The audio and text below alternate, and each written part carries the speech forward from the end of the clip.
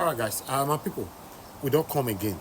On this particular video, is coming from Magnus Oraka. Magnus Oraka don't tell us the desperation of Atiku for not stepping down for Peter Obi to triumph in 2027. Then, he came out now to tell us why Tinubu must certainly be removed in 2027 if we want Nigeria to survive. My people, let's listen carefully. Pay attention to what Magnus Oraka have to say. Hello and welcome. My name is Magnus Oraka. You know, I'm beginning to have another look at the man they call Atiku. Because I am beginning to see that these are the very politicians that are responsible for dividing us along these tribal and religious and regional lines. Now, is Atiku within his fundamental human right to aspire to become the president of this country? Absolutely, yes, he has that right. Does Peter Obi have the same right to become the president of this country? Yes. But why is it that we from the South in particular prefers Atiku to step aside and act like a kingmaker and for once support a Southern candidate? There are many reasons to it. Number one, this is the same Atiku who said during the 2023 presidential election, in preparation for it, he said that Northerners will not want to vote for a non-Northerner, and Northerners are not internet savvy. And because of that, we should take that into consideration as a statistics that Northerners don't vote for Southerners. And you are supposed to be the president of this country. You are supposed to, this is who they call a bridge maker, uttering those same statements. Now, Atiku's political ambition, like it cuts all boundaries. It has no hold. No hold is bad when it comes to Atiku's political ambition, because he has contested among everybody without religious barriers, without regional barriers, and without even tribal barriers. Atiku contested against Obasanjo, against Jonathan, against Buhari, and more recently against Tinubu. Now a coalition is formed. Nigerians are looking at the coalition and are like, these are the best statistical permutation. Atiku is approaching 80. A Fulani man ruled this country for 8 years while attempting to propagate Fulani agenda. Atiku is a Fulani man. So in Atiku's mind, immediately after Buhari finished 8 years, let's assume he won. He won the 2023 election. It would have been Atiku's 8 years a Fulani man, then, Buhari's 8 years a Fulani man, then Atiku's another 8 years, making 60 years of Fulani. And I ask the question, are Fulani is the only tribe in Nigeria that can rule, that can become leaders in this country? Are they the ones? Now, some people might watch this video and say, Magnus, you are being tribalistic, you are being sentimental. No, I'm only dishing out the same food that the people from Atiku's side would like to dish to other people. And if you're a Southerner, you are always saying that the only way they can remove Tinubu is Peter Obi deputizes. You are one of those group of Southerners that are psychologically, politically inferior. You believe without the population of the North, politics cannot be achieved. When in fact you are the one with the population, but your political savviness, your political confidence, your political acumen is low because of narratives that have been sold to you over the years. You have placed yourself in a place of inferiority. Atiku, and people are saying that Atiku should come and do 1 year. Let's just collect power from Tinubu. After that, I don't see, there is no guarantee that after, okay, let's say for instance we agree, let obedience agree that Peter Obi should deputize Atiku for 1 term. Then After one time, the North will now say, okay, let them vote Peter Obi. You still don't know how much the North does not want to see an Igbo president. I can assure you that after that, they will come up with an excuse why they will not vote for Peter Obi. So why they should throw the first gratitude. I see the Southerners reciprocating a Fulani's gesture first than a Fulani man reciprocating a Southern gesture.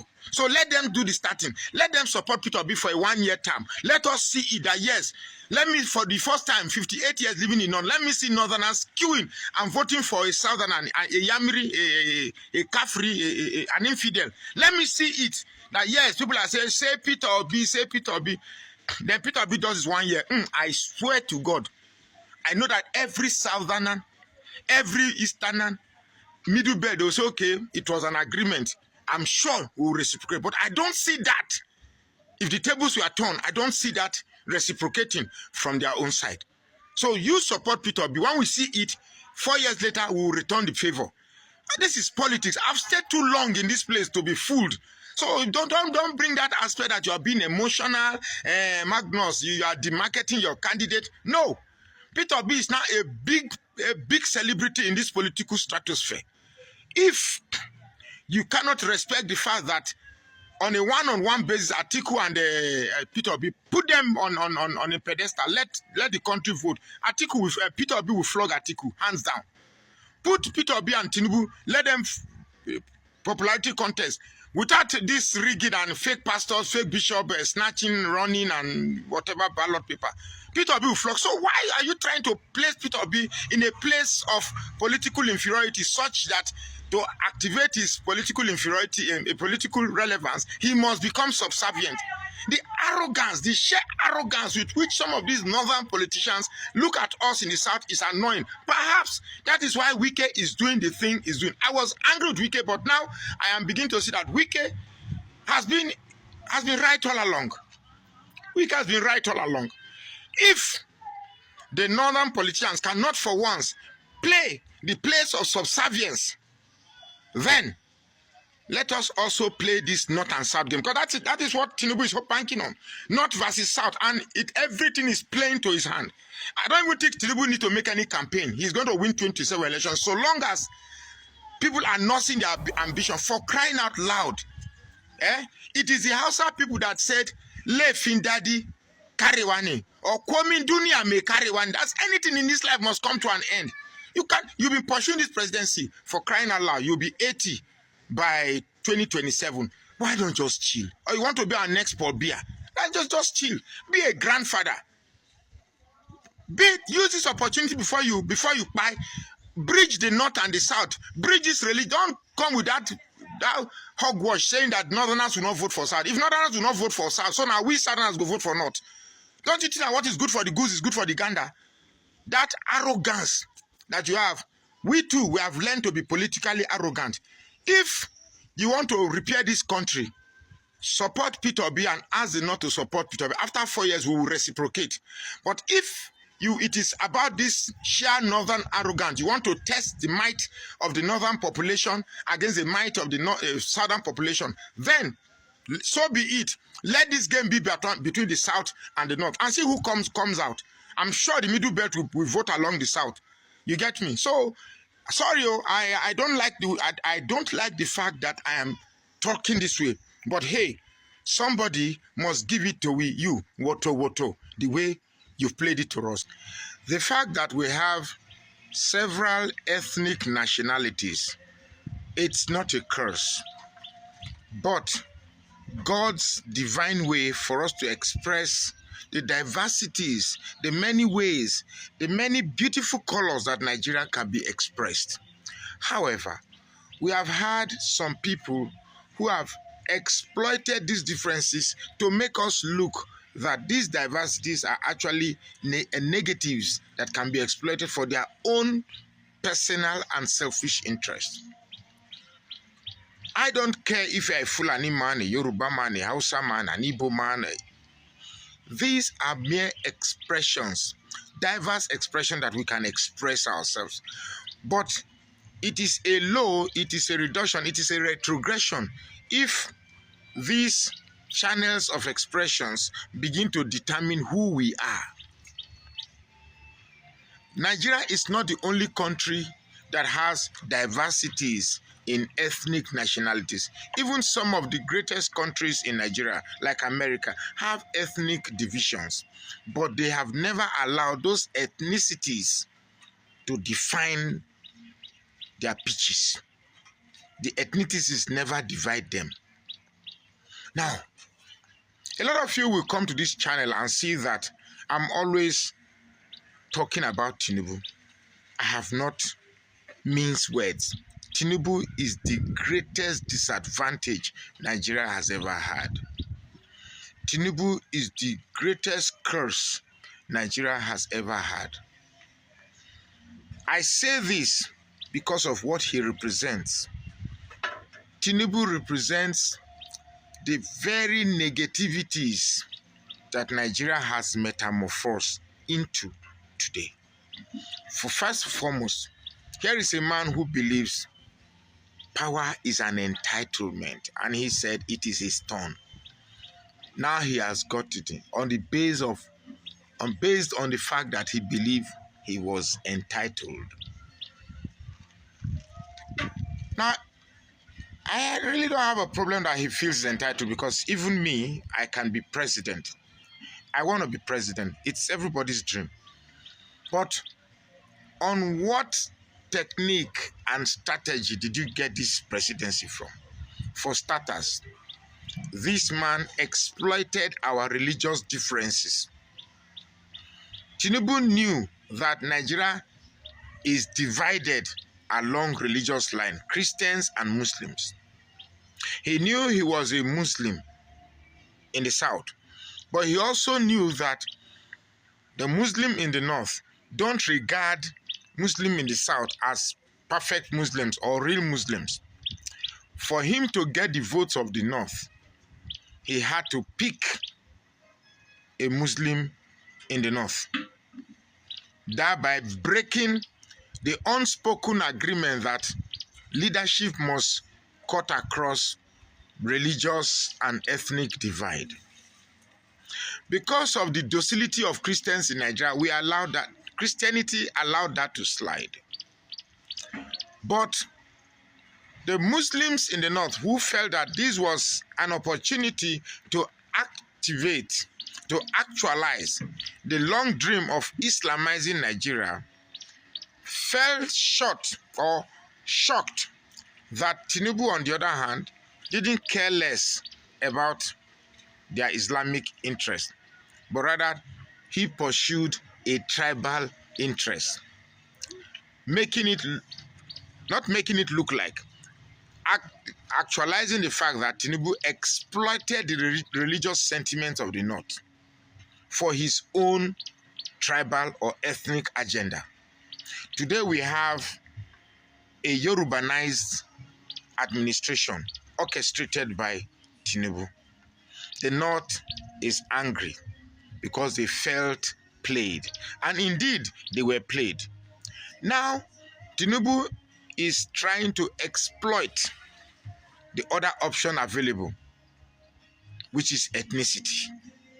Now Tinubu is trying to pitch South versus North and trying to make people hate the Igbos, while in fact these are not the people we should allow to be leading a nation. People who are tribal champions or religious champions. We want nationals, people who see Nigeria as first before their tribal proclivities. Now, Tinubu, if he's not removed through the ballot or through any means, apart from or so that no go say I go make DSS not come look for me, Nigeria will not be better.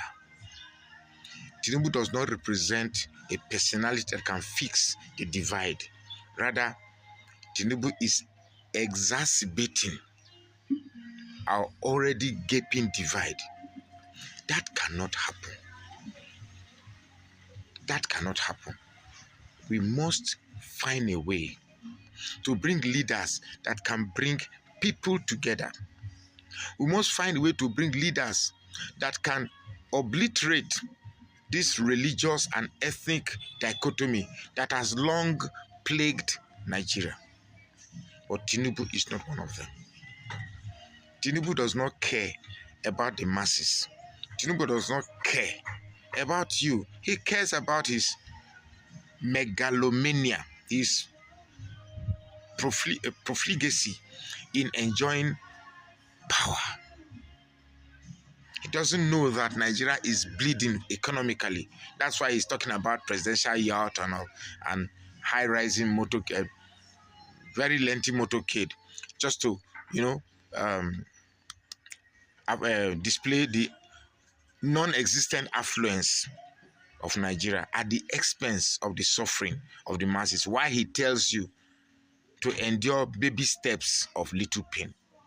Tinubu is not. Now, I don't care about you who are tied up with this religion and ethnic affiliation or affinity, but Tinubu is not the president that we need.